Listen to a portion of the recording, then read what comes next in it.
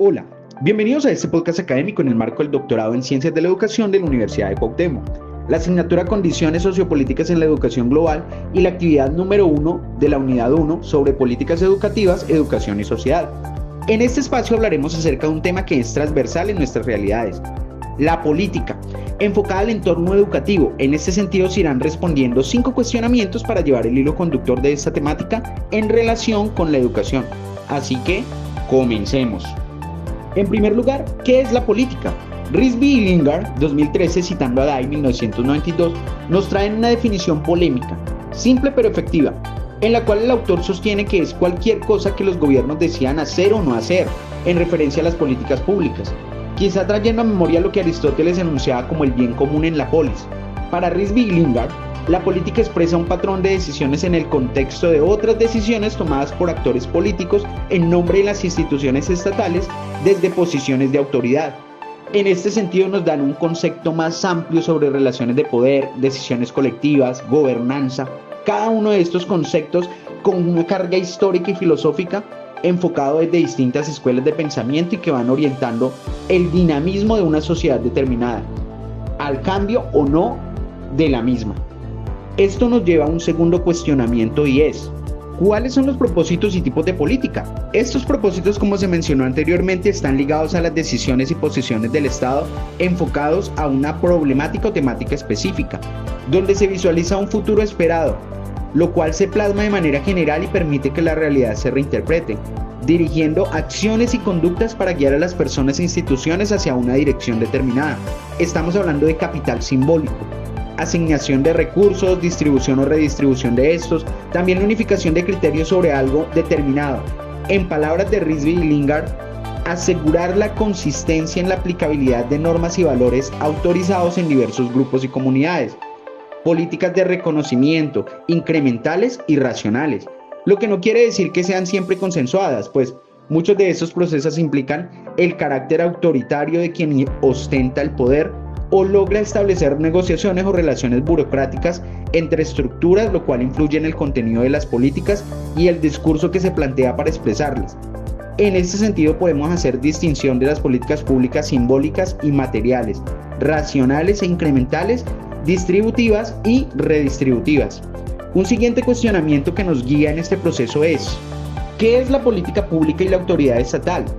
Kersey y Cogna, 2020, plantean que el Estado moderno nace con la caída del mundo medieval y con ello el perfeccionamiento de las estructuras o instituciones que permiten el desarrollo de la vida social de quienes habitan dicho Estado y las características propias del mismo, con sus derechos y obligaciones.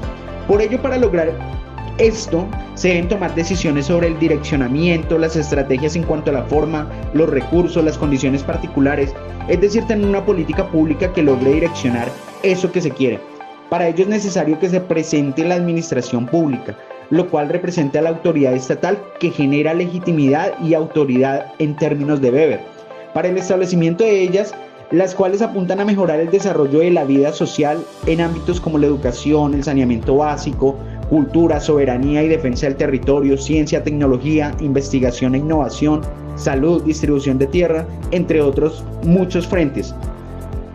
Rizvi y Lingard aseguran que de hecho el Estado usa su autoridad para justificar las políticas y a su vez utiliza las políticas para legitimar su autoridad.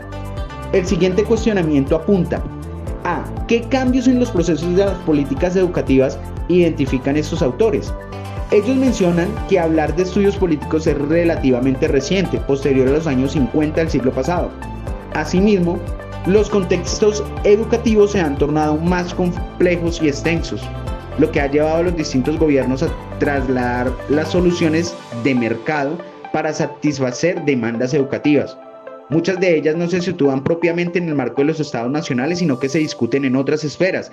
En el ámbito de la política, pues a nivel de escala se puede reconocer el nivel local, nacional y global, así que los discursos en materia educativa obedecen a planteamientos multidimensionales y multinivel, como relaciones espaciales de la política que escapan a lo local y lo nacional, lo que quiere decir que ante las decisiones, estas podrían ser más locales, incluso nacionales.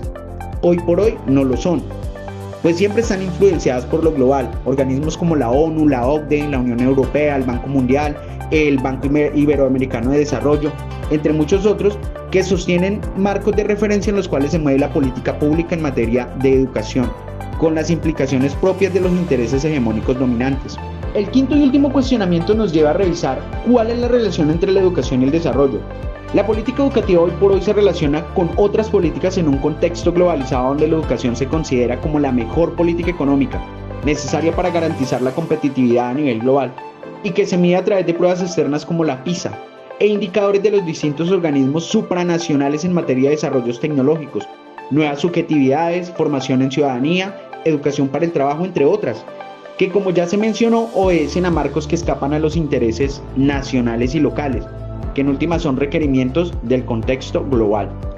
Acá un poco la crítica de cierre es cómo desde la práctica común de los docentes de aula se puede escapar un poco a lo que ya se establece por defecto en las políticas públicas y se mira a un desarrollo sobre los requerimientos propios del contexto en el cual cada uno de nosotros nos desempeñamos, cómo desde nuestra práctica educativa se le sigue apostando a la formación de un estudiante crítico, capaz de pensar en nuevas alternativas y capacidades para transformar su entorno y su mundo.